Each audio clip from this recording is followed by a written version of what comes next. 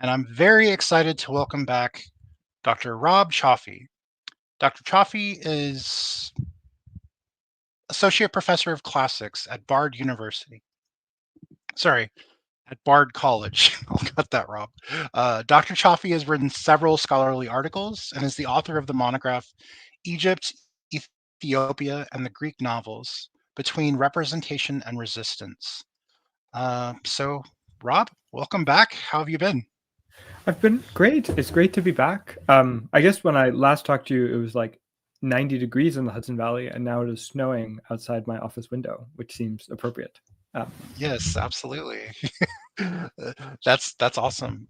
So our topic this afternoon is the dark, the strange, the grotesque in Mediterranean antiquity, a liminal world of shadows and incantations populated by witches, wizards, and the dead. So this is going to be more of a before we get started, this is going to be more of like a free form discussion of these various tales.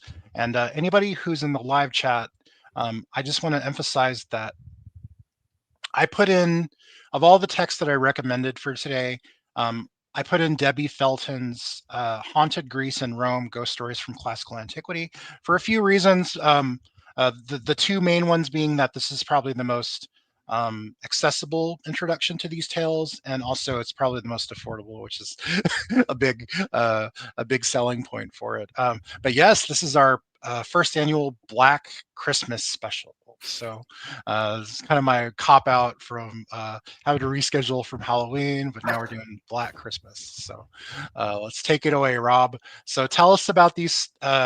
Give us kind of a general introduction to these kind of spooky tales, and I know this is a big topic of your research at certain points. So I'll let you kind of give us a nice introduction to it.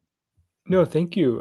I'm super excited to be here talking about all of this. I guess I should say two things. One is that just a second that the Debbie Felton book, which is a really fantastic book, and if you get very deep into it, there's another scholar, Sarah Johnston, who wrote a really fantastic book on I think the title is The Restless Dead, which is a sort of Greek phrase. The other thing I should say is I'm sort of like very interested in ghosts, and I'm starting to work on ghosts, but I'm also trying to figure things out. So you should, if I say something that seems like sort of totally unbelievable, I may be sort of entering the world of apista, the unbelievable. And I think that's maybe like a good place to start in some ways. That one of the things that interests me about ghosts is that they're a sort of phenomenon of culture and religion and belief and experience.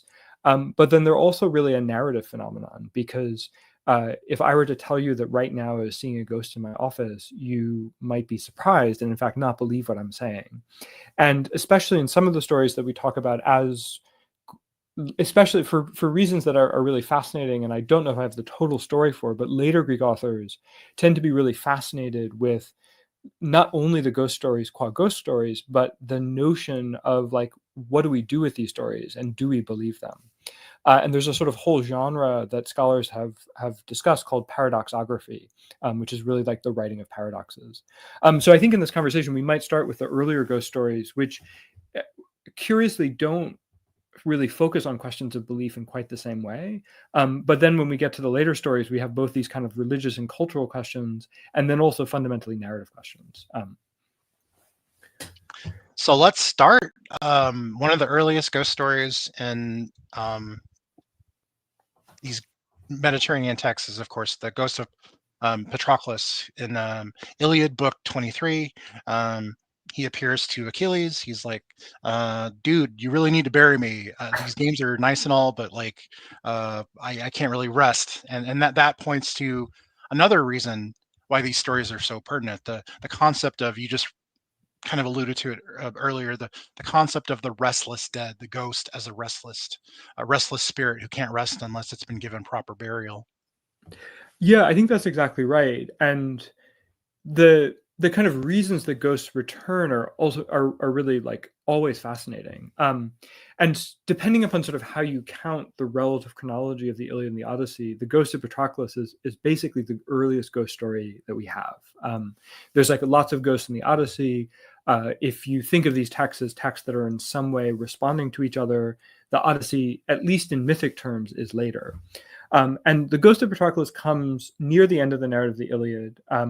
The Iliad, as I teach a course in classical mythology, and I love to sort of torture my students with this fact that the Iliad really is this like incredibly compressed narrative.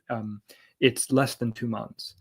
And after Patroclus has died in the battlefield wearing Achilles' armor, Achilles goes on this kind of really a terrifying killing spree. And it kills so many Trojan warriors that he floods the river Scamander, which is sort of personified as a god. And he's then fighting the river Scamander in this really almost like unbelievable scene. Like if you were to sort of, I know that there's Wolfgang Petersen's Troy, but it seems almost kind of surreal. And after sort of staying awake for just like an unbelievable amount of time, he finally rests. And when he does rest, he sees the ghost of Patroclus. And the extraordinary thing about the ghost of Patroclus, or there are two extraordinary things. One is that in the dream, Patroclus looks just like Patroclus. Like he doesn't look like a dead person. He doesn't look like a wounded person. He looks sort of like a figure in the prime of his life. And then the second thing is that, as you said, yeah, his first line to Achilles is not like, thank you for avenging me. Thank you for all that you've done for me. It's like, you've forgotten me. And it's a sort of fascinating rebuke. And what Patroclus ultimately asks for is not vengeance, but that that he be buried, and B, that they actually share an urn, so that their like ashes can be commingled for, I suppose, eternity. But I think like one of the things that you were getting at is that the reason that the ghost of Patroclus seems to be wandering or able to visit Achilles is precisely because he hasn't received proper burial. And what he's fundamentally asking for, what he's fundamentally seeking, is not vengeance, not retribution, but burial. And the other part, which, sorry, I've brought my Iliad, but it's like super fascinating. I will see if I can find the passage. And it's such a sort of curious moment. So he has this kind of speech to Achilles. I have Lombardo's translation, which is sort of it's not the. That's a great one. Yes, I think it's like a nice compromise in lots of ways. And so when Achilles gets the reply, he says, "Why have you come to me, dear heart, with all these instructions? I promise you I will do everything just as you ask, but come closer, let us give in to grief, however briefly, in each other's arms." And so Achilles, presumably in his dream, is trying to kind of grasp onto Patroclus, and he can't. Saying this, Achilles reached out with his hands, but could not touch him. His spirit vanished like smoke, gone under the earth, with a last shrill cry. Awestruck, Achilles leapt up, clapping his palms together, and said, lamenting, "Ah, so there is something in death's house, a phantom spirit, although not in a body. All night long, poor Patroclus' spirit stood over me, weeping and wailing, and giving me detailed instructions about everything. He looked so like himself."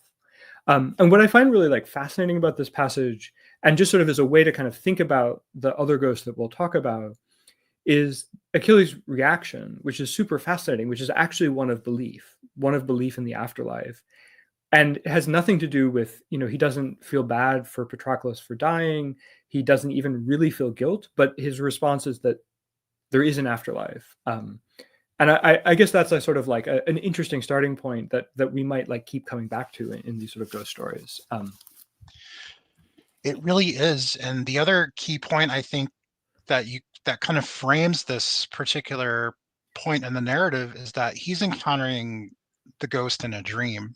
Oftentimes, these ghosts come to people in as apparitions and dreams, and you have, especially into the later antique period, you have dream interpreters like an Artemidorus, and writers like Pliny the Younger who have a conception of whether the ghost appears to you in a dream at such and such time, or is it a ghost of warning, is it a ghost of a restless spirit, things like that. And that's very interesting. But let's get to the next most famous, or sorry, I didn't know if you had anything to add to that before. No, but I think there's this amazing the thing that's fascinating about the dreams. I think like dreams are really interesting, and they seem to be a kind of space where ghosts in particular come more often. And I guess just the only other thing to say is that there's there's this very famous book by E.R. Dawes called Greeks and the Irrational, in which he thinks about the kind of ontology of dreams and waking visions. And both actually are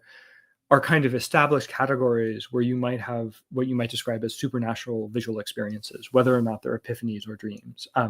But you're entirely right that the dream becomes kind of a space that seems especially haunted, or hauntable is maybe a better term for that. Absolutely. Dreams weren't just garbage in, garbage out in terms of how we kind of think of them today. They had oftentimes divine meaning. So let's get to possibly the most famous, and we'll get to Protesilaus later. I want to save him for later. I always love him. He's like the guy who kind of just jumps off the ship and dies. But he's such a huge tradition after that, and Herodotus and later. But the second most famous supernatural tale in Homer is, of course, the Nicaea book. You have Odysseus and his men arriving on Circe's island in book 10. Then in book 11 is the Nicaea book, where following Circe's instructions, Odysseus goes to the underworld and does all kinds of really strange rituals to converse with Tiresias. So tell us about this, Rob. Yeah, so this is like another, greatest hit, as it were, of ghosts. One of the questions, I suppose, that I'm sort of grappling with, and I think is really fundamental to questions about ghosts, is what do we do with the Nicaea scenes? So the terms for Greek doesn't have a single word for ghost, it turns out, and the terms that they use, one of which is a psyche, which is the Greek word for soul, is totally interchangeable with the word for spirit of the underworld. And so when Odysseus goes to the underworld, I guess one question, depending upon how you define a ghost, is he encountering ghosts, or is he simply encountering the shades of the dead? And what I guess I mean by that is, like, is a ghost made by the act of haunting, or is a ghost a kind of ontological category of a disembodied sort of like person after death? But one of the curious things about the kind of Nicaea scene of the Odyssey is that it actually has, in a way, both. So as he's going to the underworld, the sort of first shade he encounters is Elpenor, who's one of his crew, who on Circe's island got just like a little bit too drunk and fell off a roof and died. And no one seems to have noticed. And like, it's hard not to laugh at Elpenor. I mean, he's like very sad in the underworld, but he basically, like Patroclus, just says like, could you please bury me? Yeah, he's just hanging up there on Circe's roof, and he just falls off because he was drunk. It's relatable, but it's still, I laugh every time I think of Elpenor. I laugh, but I digress. No. I mean, it is, yes. And it is fun. Like, there's a sort of like bodily, like a sort of tragic bodily humor to it, but it also, I suppose the other thing that it kind of activates, which is interesting, is that especially for Patroclus, like in very explicit terms, and also for Elpenor, ghosts are often related to memory, I think. And you sort of see that in that, right? That like basically no one noticed Elpenor, let alone remembered that he was missing. And it's very curious because the Nicaea scene is this really fascinating sort of space. And Suzanne Lai, who's a scholar at UNC, has just written a book actually about the Odyssey and Nicaea. And one of her, and Nicaea is to get her on the show. So Jackie Murray told me about her work. I've been trying to, I think she's been busy, so she hasn't got back to me, but I would definitely love to talk to Susan Lai someday. And that sounds fascinating, but sorry, I digress. No. So I will save the my sort of like synopsis of her book for her. But I think one of the things that I've taken away from her work is that in a way the underworld is also like a way of accessing other epic and poetic traditions. And it's because it's, I guess in principle, an underworld could include like everyone who died. The sort of space given to Elpenor I find really fascinating, just because I think that there's like a degree of selectivity and a degree of choice in any kind of telling of a Nicaea. And the ghosts that Odysseus encounters are sort of equally fascinating, because there are some that are sort of expected, but one of the most poignant is that he actually meets the ghost of Achilles, and it becomes this sort of moment where the underworld also becomes like a way of thinking about the choices that one makes in life. And one of the fascinating things is that when Odysseus meets the shade of Achilles in the underworld, Achilles says, look, I made the wrong choice. Like, I wish I had just been, I think he describes himself in the way people translate it as being like a serf upon a farm. Like, he wishes to have really one of like the lowest status jobs for a human being and yet be alive. And so I guess like one of the kind of things that the Nicaea or the sort of underworld journey like allows is precisely this question of the intersection of ghost and narrative. And I feel like that we've sort of, I don't want to like spend our entire show talking about the two most famous scenes, but I think that they actually begin to set up really crucial questions about what the dead can do. Questions about narrative, questions about memory, questions about burial, questions about dream and waking vision, questions about vengeance and the purpose of people's returns. And this isn't to say that like, every ghost story is a footnote to these two scenes, but I think they become kind of important touchstones. And the Greeks didn't really have sacred books like that. It's not like you could find like a Bible of the Greeks. There's this sort of like old adage that when I was first reading the Iliad, that this was like the Bible of the Greeks, but it's not actually a sacred book in the way that the Bible is. And I think even less so with ghosts, there's like there doesn't seem to be kind of like a manual that you could go to early on for ghosts. There's no like theogony of ghosts. And so I guess like these two texts become, for that reason or other reasons, become a kind of really sort of like thing that people keep coming back to. Yeah, it's a really interesting space to explore narrative, and I think I'm going to use the Nicaea. I was going to get into necromancy, but I know we both want to talk about Clytemnestra. But Yes. one of the other people that Odysseus meets in the underworld is everybody knows my favorite or not favorite at all figure of all time in Greek literature, Agamemnon, who is like the ultimate heel. I've told people, I've said countless times that Agamemnon is kind of like he's like the Harley race, the ultimate heel. Like if he was like a wrestler, he's like he just infuriates me. And he talks about how he was murdered by Clytemnestra and Aegisthus. So let's segue into that. Tell us about this story and how Clytemnestra herself becomes a ghost. Yeah. So thank you. I love the Ghost of Clytemnestra, and I've just been teaching this myth class, and the students love Clytemnestra, which delights me to no end.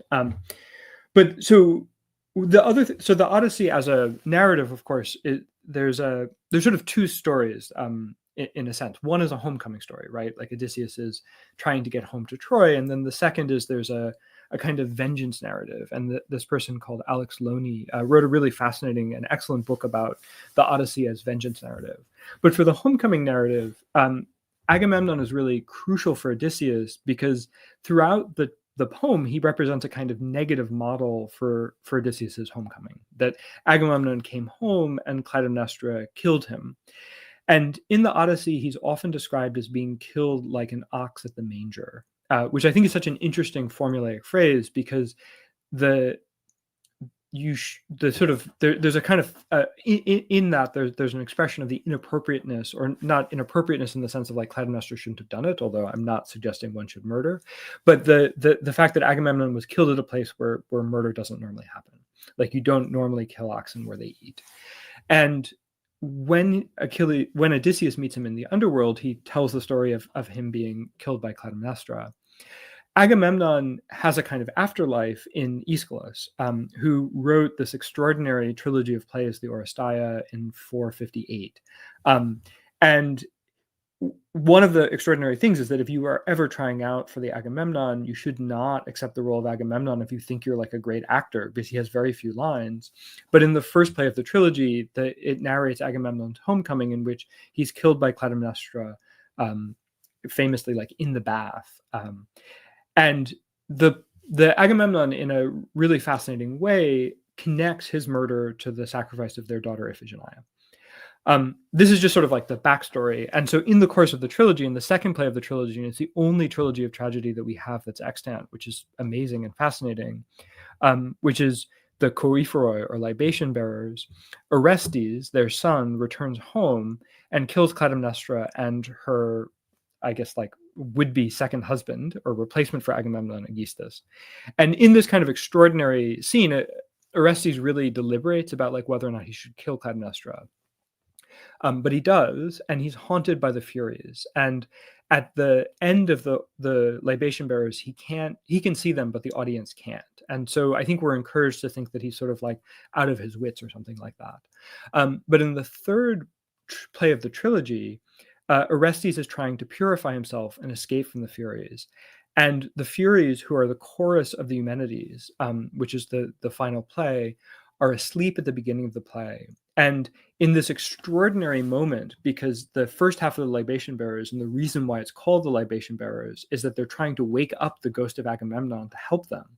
In this extraordinary moment, Clytemnestra, who is not bidden, shows up and has this extraordinary speech in which he basically says, like, I cannot believe you Furies, you are sleeping, and I am being disrespected in the underworld because people are angry at the people that I killed, and it's not fair. And so she sort of like, in a sense, like activates the chorus of the play. And it's a super fascinating ghost scene, partly because the sort of like specter of a theater ghost is like such an amazing specter. We have a vase from maybe like 20 or 30 years earlier in which there's what looks like a kind of chorus. They're like 6 figures. They're dancing in sort of like the same dress. And there's a figure coming out of a tomb, or what looks like a tomb. And so there's been some argument that may or may not represent a kind of mode of theatrical performance. But so one is the kind of theatrical spectacle. There's a testimony from a late Scholia that at the moment in which the Furies sort of like woke up and appeared on stage, that pregnant women in the audience miscarried, which I think is normally taken to be a reference to the appearance of the Furies themselves, but could equally be a reference to the appearance of Clytemnestra, or certainly the kind of combination of the two. And I think it's also fascinating because one of the sort of central questions of this play, or the final play of the trilogy, is how do you deal with cycles of violence and killing? And the sort of real quarrel is between Athena, who constitutes a jury, and Clytemnestra and the Furies, who constitute a collective body who want to take vengeance on Orestes. So she's this kind of like amazing response. Sorry, that's like a very long description. I could talk about Clytemnestra for like years. No, I'm glad you brought it up, and I think it's really important, especially within the context of the Oresteia as a whole. Just you have Orestes, who, as the son of Agamemnon, regardless of if you think Agamemnon's a good dad or not, which I don't, but he like the Furies, the Erinyes are the primordial goddesses who are older than the Olympian gods. They're kind of like the blood libel gods. They scream out for vengeance for things like this, especially when it's like spilling of your own family's blood. But then I think, and this goes back to the whole concept of Athenian tragedy and drama in general, publicly performed. When you get to the last one, the kindly ones, the Eumenides, like you said, there's that wonderful trial, with Athena and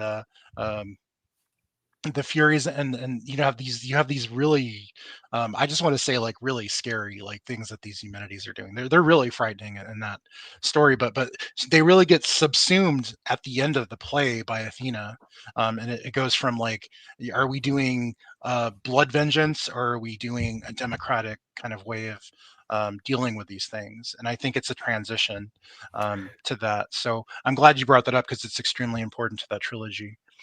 And I think the ghost is really interesting for that, because there's a question of how do you deal with the past, right? And how do you deal with violence in the past?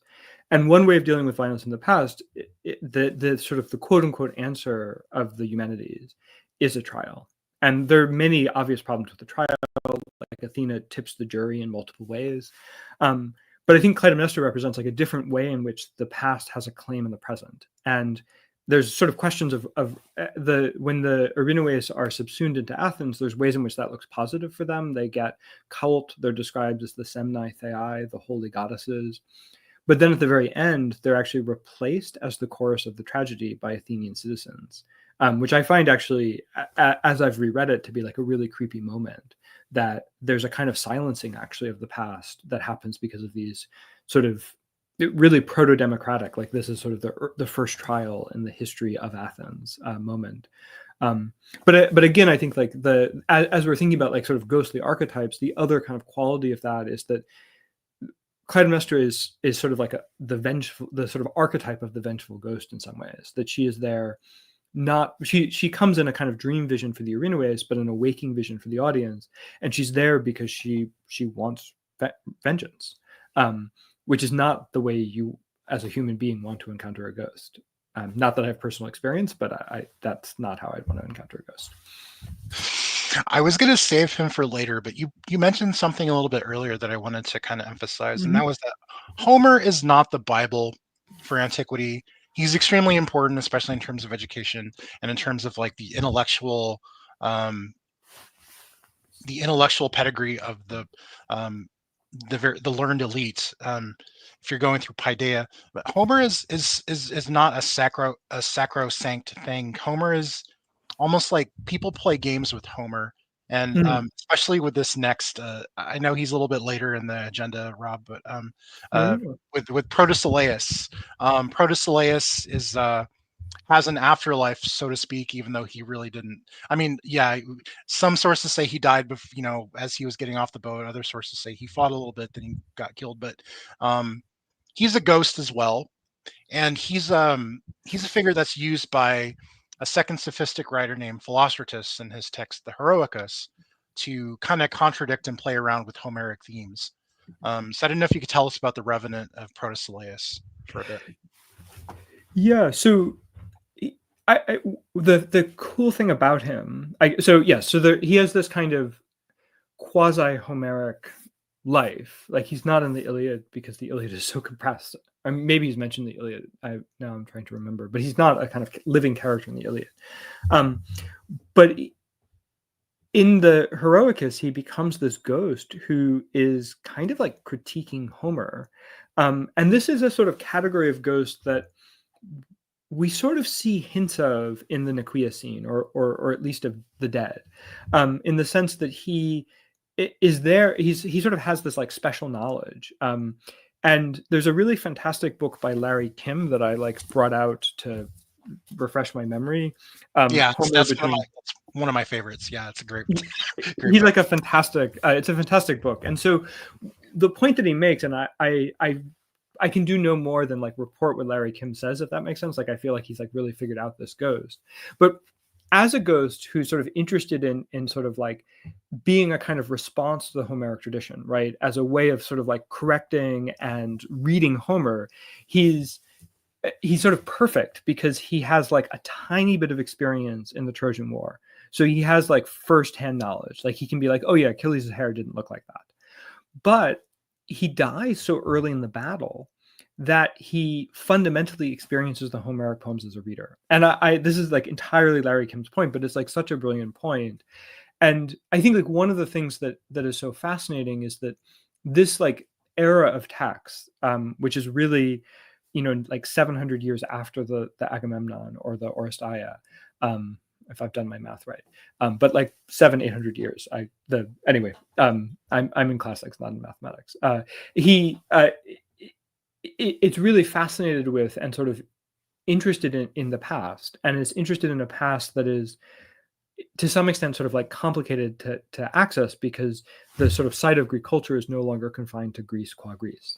And I think that like one of the interesting qualities of texts of ghosts in this sort of period actually is precisely their sort of temporal qualities. And if you're interested in, as you sort of said, like Paideia, if you're interested in sort of displaying like your level of education, there's no better imaginative way to do that than to have a kind of figure that you bring back to life who has memories and has firsthand experience.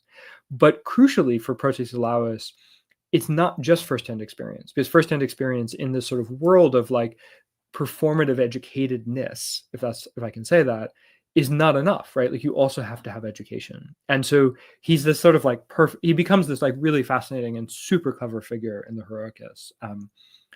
So which I encourage you to read the Heroicus, but I also encourage you to read Larry Kim's book, which unfortunately is like one of those books that is not inexpensive, but is really fascinating.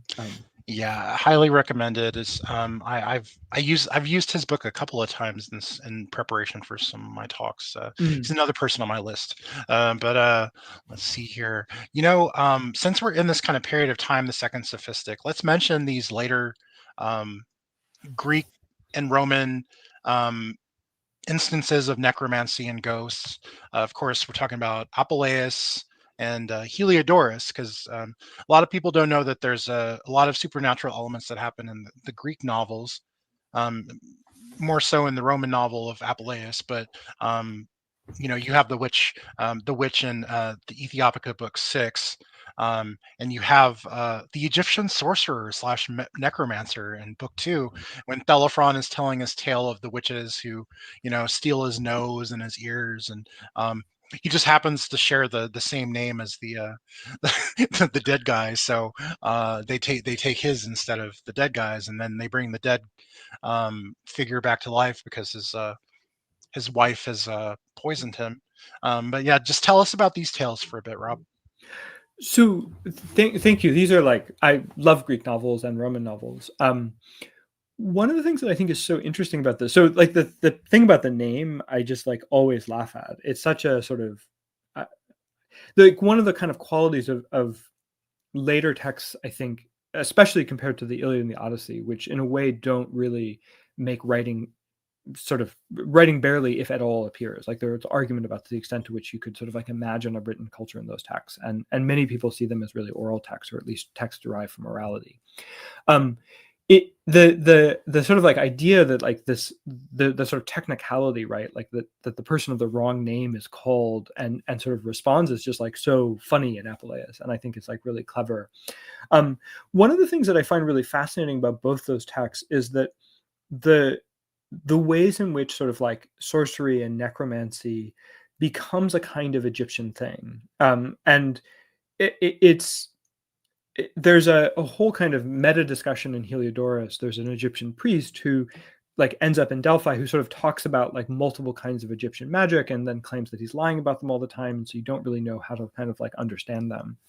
But it's like very fascinating, because as we've just talked about, like, I guess we have not talked about necromancy per necromancy, but ghosts are not Greek, if that makes sense. But there's a way in which both of these texts begin to kind of associate them with the magical, and in so doing also associate them with things that are not Greek. And although Apuleius is writing a Roman novel, it's actually set in Greece.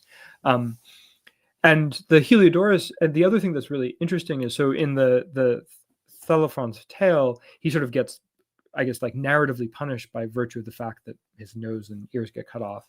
But in Heliodorus, the other thing that's super fascinating is that the necromanced child, so a mother is like necromancing her child, yells at Chariclea and Calisiris, the novel's protagonist, and Calisiris, who's this Egyptian priest, and basically says, you shouldn't be looking at this. And then gives a kind of prophetic account of the second half of the novel. So there's sort of two qualities that are so fascinating. One is this kind of the sort of like ethnic associations of necromancy, and then the second is the kind of like esoteric quality of it, that is actually something that if you're not kind of correctly initiated, you're not supposed to participate in, which is really like utterly fascinating as a kind of cultural phenomenon. Yeah, and that ties into your monograph as well, just the whole concept of Egypt and the imagination of the Greeks and the Romans. And what I love about the kind of stereotype that you find in Apuleius of these whether it be the Chaldean astrologer like earlier in the book, or the Egyptian priest, is they really play on these ideas of the otherness of the figure, like the Egyptian priest who brings the corpse back to life.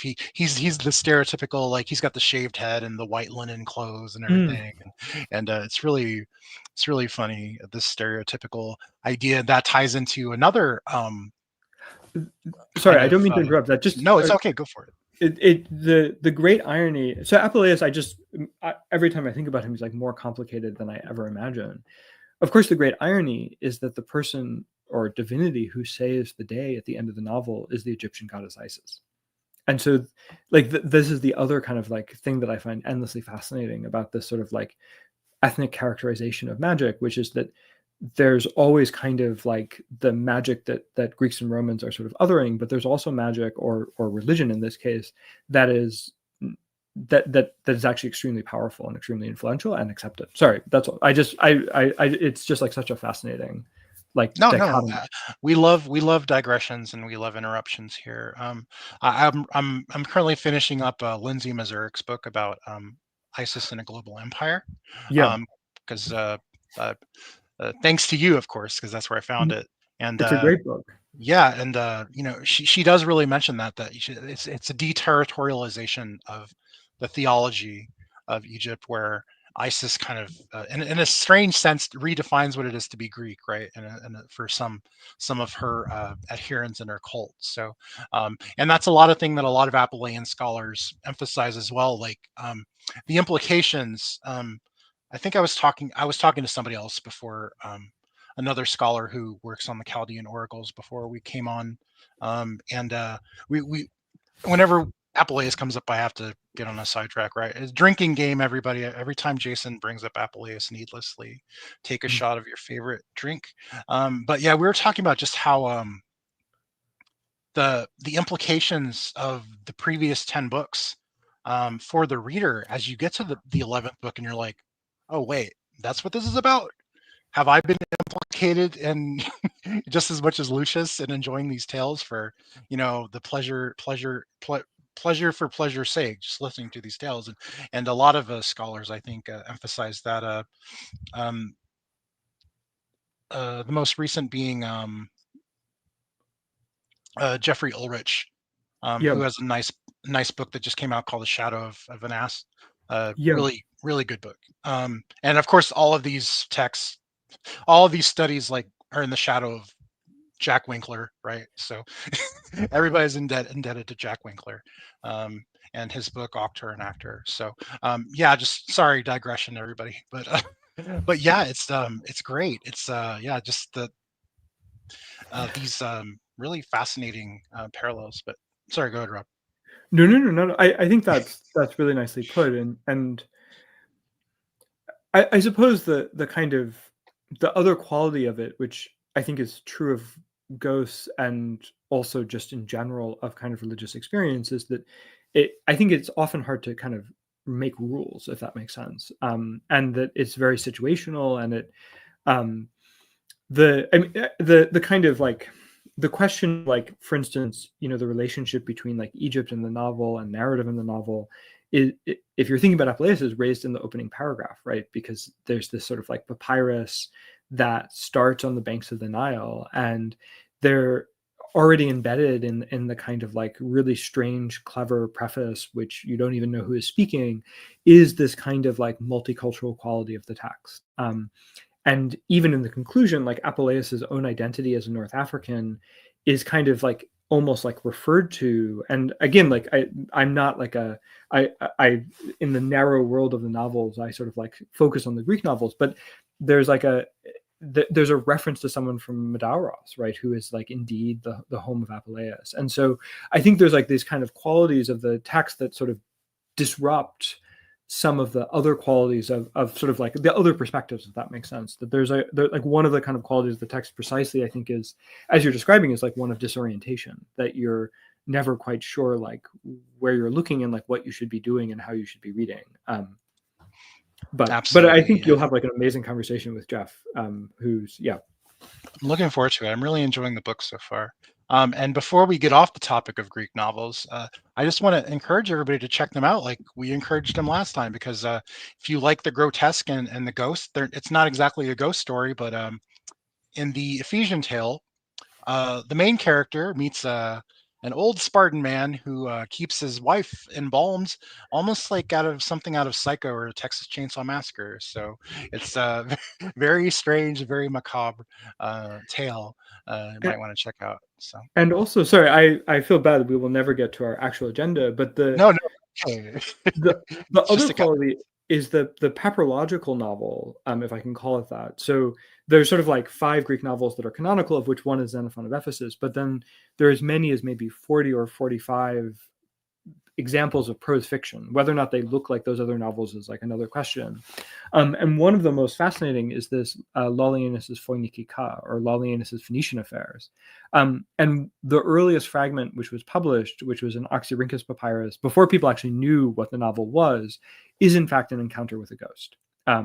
And it's just like it's like a very funny encounter with a ghost, because if I remember, this character called Glaucetes, who is kind of the connecting thread between all of the papyrus fragments, like encounters a ghost and just like keeps on writing. But it's like very clear that this person is a ghost. And so it's such a strange, puzzling novel. There's like a scene of human sacrifice in which they eat like a child's heart. There's like a sort of like orgy. There's a new fragment that was published maybe 10 or 15 years ago that's like a little harder to interpret. But it's a fascinating, it's one of the ways that sort of Greek papyri are sort of like reinvigorating constantly the study of this narrative. Yeah, again, the fragments of the novels, again, Jack Winkler had a huge impact on that as well. Everybody check out Jack Winkler's stuff, Octar and Actor and Constraints of Desire. I didn't know who he was before I started this project, but since I discovered him about a year ago, I've been like, his work has become essential to like everything I do here when I Yeah. kind of There's talk about stuff. So there's a fascinating entry. So I think the Yale AIDS Project did oral histories, and there's an oral history, sort of a kind of like an oral history part of the website devoted to him, like with multiple oral histories, which I find just like utterly moving and utterly fascinating. He's not a scholar that I ever had a chance to meet, but he seems to be this sort of profoundly generous, interesting, inventive, quixotic person. And I think I'm worried that I'll like misreproduce all the stories, but if I remember correctly, he had a sort of funny route to classics, that I think he had been in the orders, and he became a graduate student maybe in Texas. And apparently, I hope I'm not making this up, but he sort of interviewed, and Yale wanted to hire him, or Yale wanted him to come visit campus to sort of hire him. And they called him up and he said, "Oh, that's really fantastic. I'm so excited. It was great to meet you. Where are you located?" And there's just this sort of like quality that it's just, they're these sort of extraordinary anecdotes. So just as a side note, if anyone is interested in Winkler, there's a kind of like this sort of collection of these like very human and very funny and very sort of like heartwarming stories. yeah, please check him out. He really comes off to me as like somebody who, though he didn't leave a huge body of work, he left a profoundly impactful body of work. So please check him out if you can. Really changed my perspective on Greek binding and love spells for sure. But let's get back to our agenda, right, Yes. Dr. Yes. Cioffi. Let's talk about probably the main event of this discussion, the haunted houses. So we find these haunted house folk tales in Plautus, we find them in Lucian, and we find them in Pliny the Younger. So tell us a bit about these. Yeah, so these are, I guess, like my one confession is that in the sort of like thinking about the project, there's still tales that I'm thinking about it, if that makes sense, or I'm still trying to figure out like what I think about them. But they're also the most recognizable, that very often there are sort of spaces that appear to be haunted. They're almost always told as like I sometimes think of them as like the friend of the friend. So for instance, the Pliny the Younger letter is like, "You won't believe this like amazing story that I heard." And they in some ways sort of fit with some of our kind of ghostly qualities, right? Like there's often the resolution to the haunted house is that you figure out what the ghost wants and you pacify the ghost.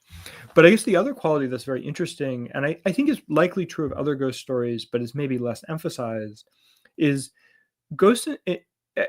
I sometimes think about ghosts and gods as not being the same category, but as being sort of good to put next to each other. And so if you think about a god as also being a kind of potentially supernatural apparition, like you might think of an epiphany, like a ghost is much more constrained than a god in lots of ways. Like one of the ways in which a ghost is constrained is sort of like the vagaries of the afterlife. But another one seems to be this kind of very spatial constraint of ghosts. So sometimes ghosts appear at tombs, sometimes they appear in haunted houses. And so there's this sort of other quality of the haunted house story, which I guess is like really quite fascinating, which is that it's like a kind of like spatialization of the ghost.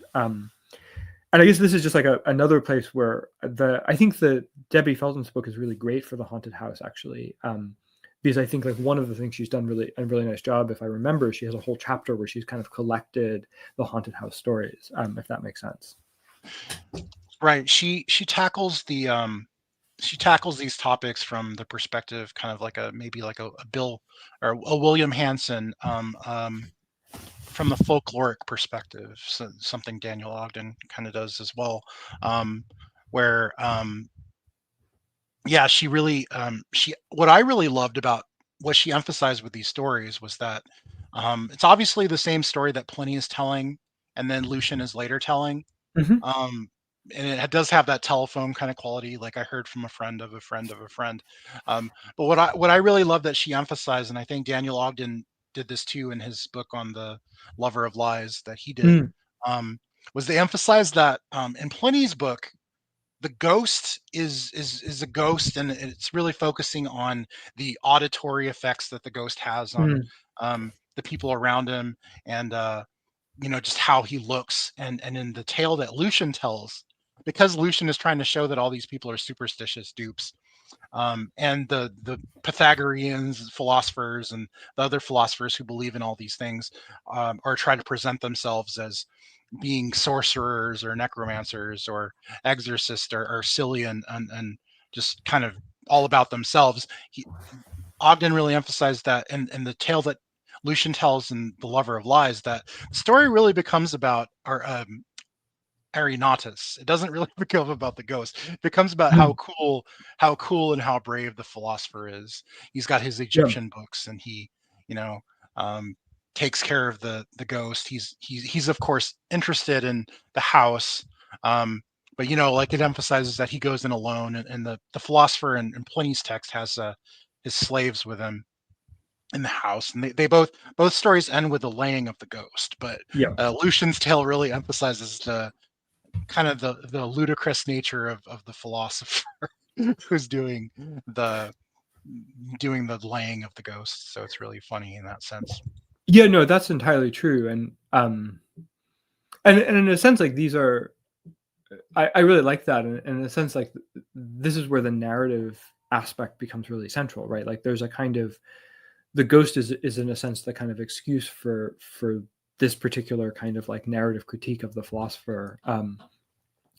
And the other scholar, to sort of like put in this conversation, like both of those, Daniel Ogden's work is also fantastic, is this scholar, Antonio Stromalia, who's done a lot of work on effectively like what we would call, or I sort of described earlier as paradoxography.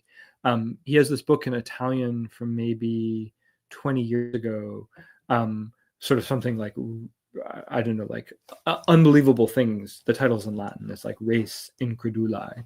And I think he's sort of interested precisely in those questions and does like a really fantastic job of kind of collecting these sort of paradoxographical sources. And Lucian and Pliny are sort of narrativizing them in really kind of interesting ways. But yeah, I think like I suppose if what this sort of just like reminds me is that there's a kind of quality in which you can sort of use them as ways to think about the characters in the text. And then there's also a kind of a broader interest in the kind of collection of marvels that's happening in this time period. And I think that's like also a really fascinating aspect of this. And that's a great point. And I'm glad you brought up the paradoxographical element, because I wanted to bring him up earlier, but we got kind of sidetracked on Jack Winkler. So sorry, not sorry, everybody. Check out Jack Winkler. But the most probably well-known of these paradoxographical texts is by a dude called Phlegon of Tralles. Yes. And of course, in this collection, of which we only have fragments, there is, of course, probably the most famous revenant story of all time, inspired later writers to create. I can't remember who the writer was, but I think it might have been Goethe, or I think Goethe was inspired by the Philopsuides, actually. But it's another tale. But yeah, Philinian, the revenant. So tell us about this, Dr. Cioffi. Yeah, so Phlegon is, in some ways, I guess he is the best well known of the paradoxographers, but I think he's also So there's an amazing commentary on him in Rill's New Jacobi, which is like a collection of historical type fragments by Kelly Shannon Henderson. And she says something like, yeah, even by the standards of classicists, he is like not really a household name. But he appears to be a Roman imperial collector of marvels. He's quite fragmentary. According to like later sources, he wrote a bunch of stuff, which like he wrote a chronology of the Olympics called the Olympiads that Phocius, who's this like omnivorous Byzantine reader, found really boring. He wrote a book called On the Persons, which I guess is like about like wonders of human biology. And then he also wrote on marvels. And so he's sort of like writing in the 2nd century, but these are sort of older ghost stories. And so Philinion, which is a kind of like ghostly romance, is one of 3 ghost stories that appear at the beginning of On Marvels. And each of them is kind of like in its own way, sort of like a little eerie and creepy. And this is maybe, yeah, Philinion is probably like the most famous that, but then there's also, we were talking a little bit about this ghost that sort of like devours the body of like an intersex child. And then there's this like Roman soldier called Buplagos who like dies on the battlefield and is like revivified and comes back to life. And the latter 2 have a kind of prophetic element, which I don't think is in the Philinian story, although that story is definitely fragmented. Like we're missing at least part of it. I'm glad you brought that up, and that's just a little aside. Yeah, those 2 definitely have like a prophetic element that whether it's related or not is beside the point, that there is almost like a prophetic anti-Roman or anti-Hellenistic tradition. And you kind of mentioned that in your monograph as well. So check out that monograph. Plug for your Rob. But sorry, go ahead. No. But I think that, and in a sense, like the Philinian story, I sort of it is like irresistible in some ways, but I suppose like if you read them together, you sort of see I suppose there's like a couple of ways of like thinking about Phlegon. I mean, one way of thinking about the sort of like the kind of individual stories that he has, and it seems likely as far as I understand about Phlegon, that I think the general sense is that he likely has earlier sources. And so one way of thinking about him, of course, is thinking about like, you know, each of these individual stories, this kind of like necromantic ghostly romance we like alluded to a little bit with Xenophon of Ephesus. There's a story even in Herodotus which is not quite that, but the tyrant Periander, I think, sleeps with his wife after she has died, and he's like haunted. There's like a kind of haunting element that comes from that. This is not quite that, and then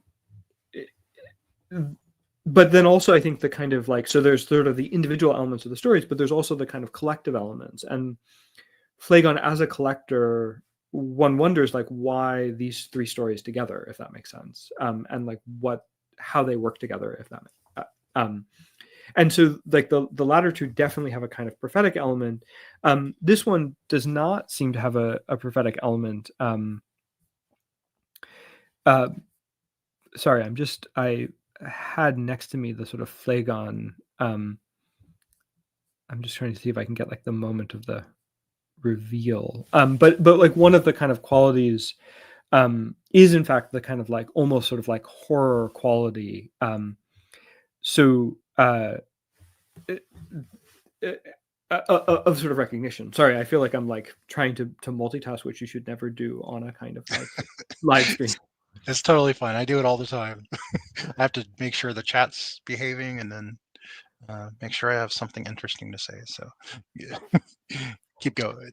No, well, sorry, no, I'm now. I was hoping to do my multi, but anyway. So, but I guess I will cease to multitask and try to find like the apropos quote. But I think like that, those 3 stories together, I think are really fascinating as a way of just kind of like, also as a way of thinking about what sort of, so not to like take us away from the kind of individual story, but we sort of started with what look like the earliest versions of ghost stories we have in Greek literature, which is to say like the ghost of Patroclus. And in some ways the ghost of Patroclus is like quite easy to talk about because we have like nothing else. It's very discreet. But by the time we get to Phlegon, who's doing this collection, I think we begin to see the ways that kind of ghostly lore becomes more complicated and more nuanced, and the sort of like different qualities of it, and also the ways in which it begins to look sort of macabre and grotesque, which are kind of categories which I should at some point in my life theorize better. But I think like we can move from a kind of like almost sweet romantic with like a sort of small r sense with Achilles to things in Phlegon that are kind of like horrifying and terrifying in multiple senses. And I think that's like a really fascinating development. And it's sort of almost inconceivable that we could see this as early as Patroclus.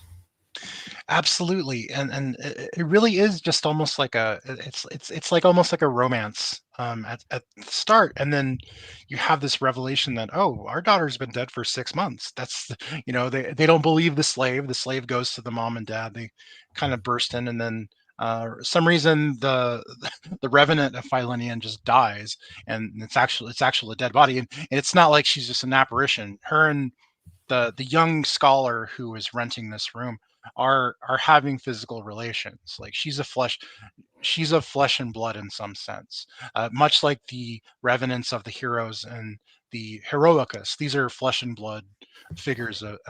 And speaking of that horror, you think of the end of the Heroicus, where Achilles' revenant, his ghost, like he gets the last descendant of Troy. He's like, okay, you guys can go, and then he murders her, and that's like how it ends. It's really crazy. But Rob, I know I have to let you go pretty soon. Do you have time for one more question?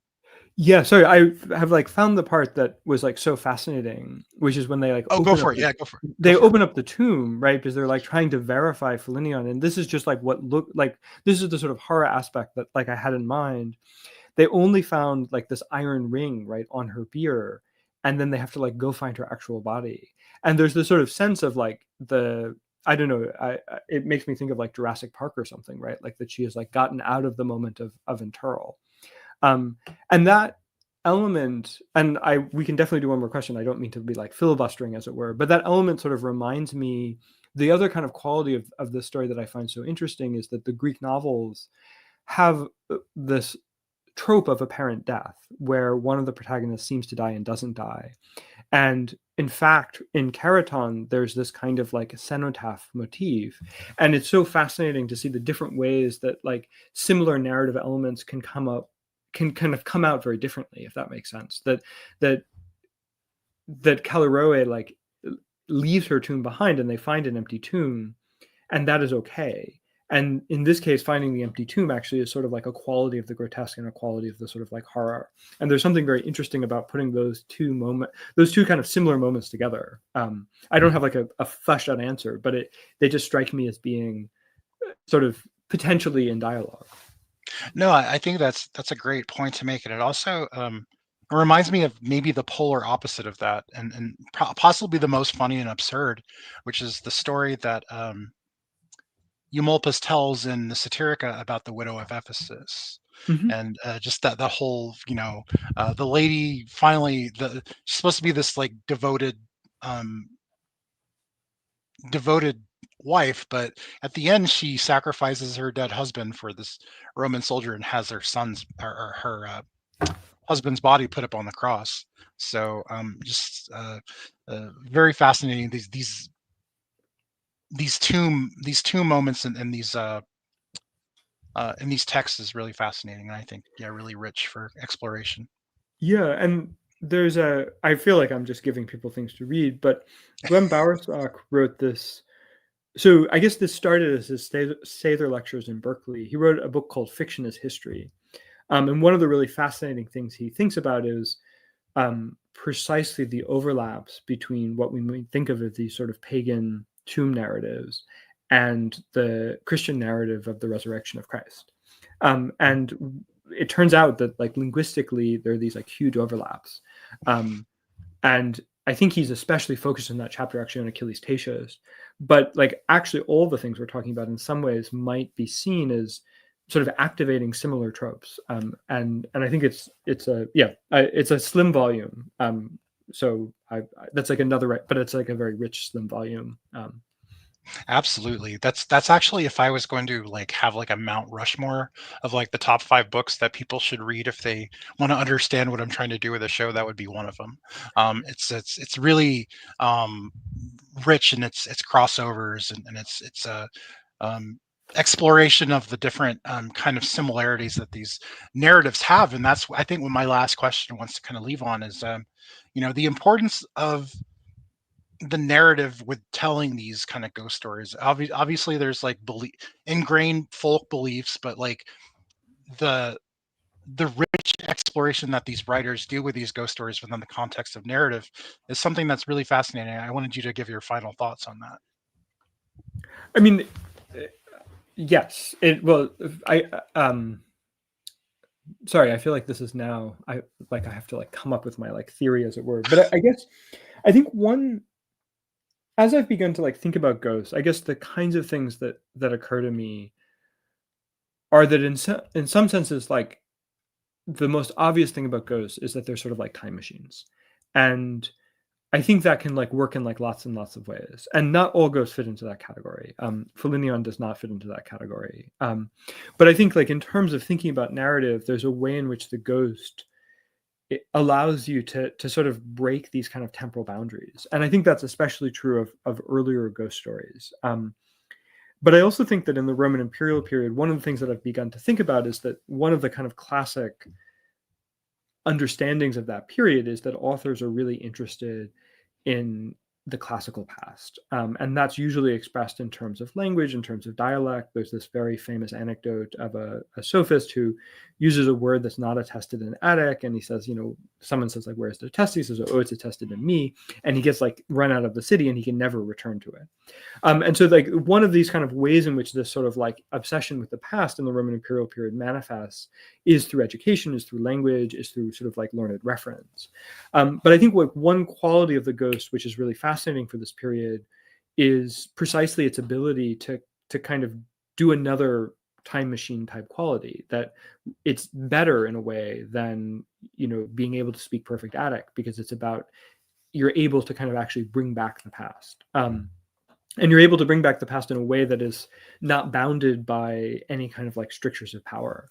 So I think that's like one interesting narrative quality. And the second one, which is the one that we sort of ended on, is that I suppose the ghost in different ways frequently really pushes the boundaries of human experience. And so it becomes a moment where narratives think about what we might think of as sort of apista, the unbelievable.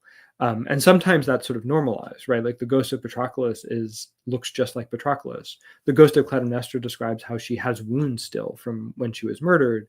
And by the time we get to the sort of haunted house story, the ghost becomes a kind of phenomenon that is sort of so unbelievable that no one is willing to put their name to it, if that makes sense. And so there's this sort of other quality where, how do you deal with amazing things? And some of it is descriptive, but some of it is also kind of epistemological, and sort of how narratives authorize themselves. So I suppose that's like not one thought, but I feel like there are these sort of like multiple axes of really kind of fundamental questions about narrative at really all times of Greek literature that ghosts kind of activate and renew and sort of like make more pressing. Yeah, no, I think that's great, and especially the concept of engaging with the past and rewriting the past. We talk about it a lot with these epidatic speeches and these rhetorical techniques, but ghost stories and novels are the same way, as you showed in your monograph, dealing with the present and the past and those parallels. So fantastic way to end it on. Dr. Cioffi, it's always a pleasure to have you on. Thank you so much for taking time out of your very busy schedule to come talk with us. It's the best part of my day.